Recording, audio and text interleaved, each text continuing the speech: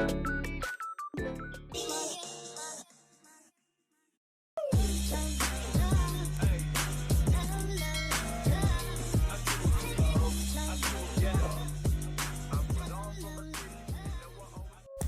guys, welcome back to my YouTube channel. ඉතින් ඔයාලට කොහොමද? ඔන්න මම අද අපේ පොය දවස කොහොමද ගත කරේ කියලා ගෙනාවා. ඉතින් උදේම නැගිටලා නිවාඩු දවස නිසා මුං ඇට තම්බ ගන්න තමයි මම මේ හදන්නේ. මුං ඇට තම්බලා පොල් ගාලා රසම රස කෑම වේලක් තමයි අපි උදේට ගන්න යන්නේ.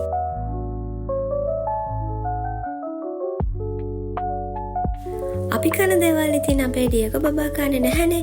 ඒ නිසා මම හිතුවා එයාට එයාගේ කැම හදනකම් මෙන්න මේ ට්‍රීට් එක දෙනවා කියලා. ඉතින් එයාට විසුමක් නැහැ ඒක කනකම්. එයාට ඒක දැක්කත් ඇති මාරම ආසයි ඒක කන්න.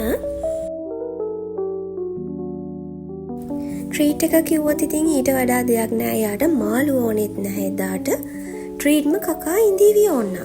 ඒ තරම් මාරම පෙරේතයි මෙයා මේව කන්න. පේනවා නේද කන වේගේ. එයාගේ කෑම එකක් දීලා මම ටිකක් වෙලා ඉඳලා ඉතින් දැන් මේ හදන්නේ දවල්ට කෑම එක හදාගන්න. අද නැගිටිනකොටත් ගොඩක් පරක්කු වෙලා නිසා ඉතින් උදේට කාලා ටිකක් වෙලා ඉඳපු ගමන්ම දවල්ටත් කෑම හදන්න පටන් ගත්තා. අද අපි දෙන්නෙක් එකතු වෙලා තමයි දවල්ට කෑම හදන්නේ. මොකද අද ටිකක් විශේෂයි. අපි පොය දවසට හැමදාම වගේ පහළ අංකල්ට කෑම එකක් දෙනවා. ඉතින් ඒ නිසා අපි ටිකක් ගෙදර තිබුණු දේවල් වලින් තමයි හදාගත්තේ. ටිකක් හොඳ කෑම එකක් හදාගත්තා. දෙන්නෙක් එකතු වෙලා තමයි මේ කෑම එක අපි හදාගත්තේ. වැඩි දෙයක් හැදුවේ නැහැ ඉතින් guys. ඉස්සෙල්ලම කොළ සම්බෝලයක් හදාගත්තා. ඊට පස්සේ පරිප්පු කිරට හැදුවා. තව පපඩම් බැදගත්තා.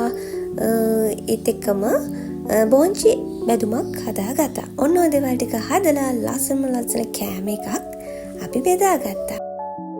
දවල්ට කෑම කාලා ටිකක් වෙලා ඉන්නකොට මම දැක්කා ලැප් එකේ හොඳටම කූඹි යනවා. දෙයනේ කියලා ලැප් එක ගලවලා බැලුවා.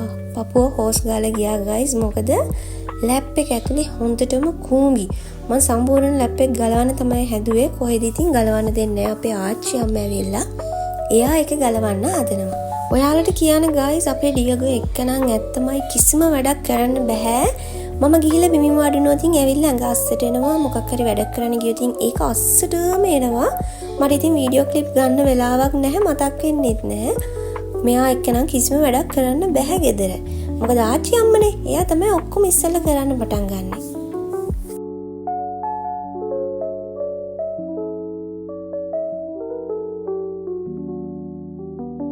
චූරි බබාව එහාට කළා වැඩේ කරන්න try කරා. හැබැයි බෑ හරියන්නේ නෑ. මෙයා එනවා පැනගෙන.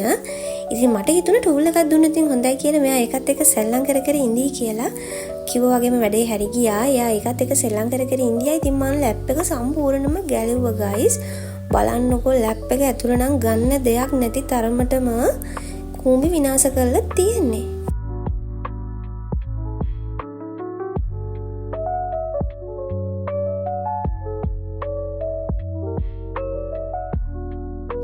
මේ පේනවනේ එයාලා ඒක ඇතුළේ ගෙවල් හදාගෙන පැටව දාලා පවුල් වෙලා ඉතින් එයාලගේම ජීවිතයක් හදාගෙන ලස්සන ගම්මානයක් හදාගෙන මගේ ලැප් එක ඇතුළේ මම මේක සම්පූර්ණයෙන්ම ගලවන ෆස්ට් ටයිම් මේ. ඉතින් ටිකක් ලොකු රිස්ක් එකක් අරගෙන තමයි ගැලෙව්වේ. හැබැයි ඉතින් අවුලක් වුණේ නෑ. මං පස්සේ හරියට සෙට් කරගත්තා. ඉතින් මං එකින් එක ගලව බැලුවා. හැම තැනම පිහිදුවා හොඳට. දූවිල්ලට වැඩි තිබුණේ අර කූඹි එයාලා එක එක දේවල් ගෙනහිල්ලා ගෙවල් හදාගන්න එක රොඩු කෑලි එහෙම ඒව තමයි හිර වෙලා තිබුණේ. මේක ලැප් එකට උනේ ඒක ඔටෝම ඔෆ් වෙන්න ගත්තා. ඉතින් මේ අනිත් එක කූඹි උඩින් ගියා ගොඩක්. ඒ නිසා තමයි මම ඉක්මනට ලැප් එක ගැලෙව්වේ. කූඹි ගිහිල්ලා ඉන්නකොට ලැප් එක ස්ටාර්ට් කරන්න හොඳ නෑ guys. එහෙමම ඔෆ් කළා තමයි ලැප් එක සර්විස් කරන්න ඕනේ. ඔහොම ඇතුලේ උස්සලා බැලුවම ටිකක් ඉඳියා. ඒ ටිකත් පිහදලා දාලා ලැප් එක සෙට් කරා. මොකද අපි පන්සල් යන්නත් ඕනේ හවස.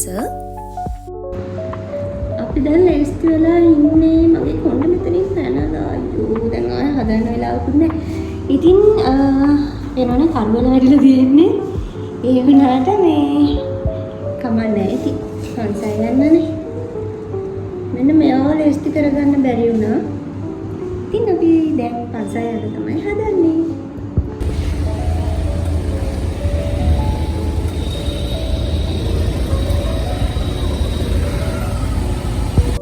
පොය දවසට නිවාඩු දවසක් වුණාට මෙහි මාරම ට්‍රැෆික් එකක් තියෙනවා ගයිස්. අපි මේ ළඟ පන්සලකට ගියේ. හැබැයි ඒක මාරම ලස්සනයි.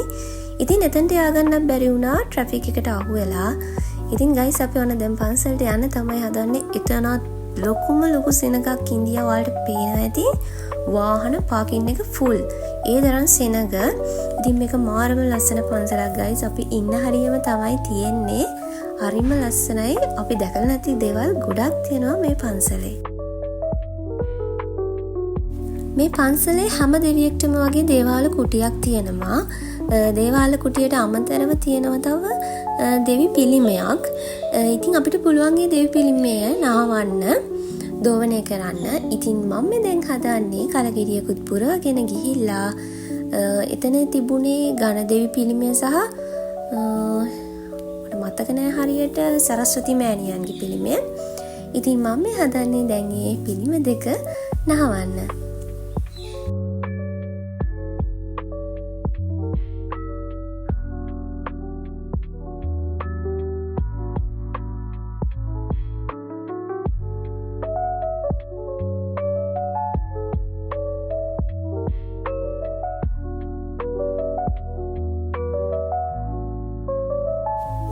ඒ පිළිම විතරක් නෙමෙයි තව එක කුටි හදලා තියෙනවා. මට හරියට මතක නැහැ මෙතන මොන දෙවියන්ගේ පිළිමද තිබුණේ කියලා. ඉතින් මන් ඒ දෙවි පිළිම ටිකත් නැහැව්වා.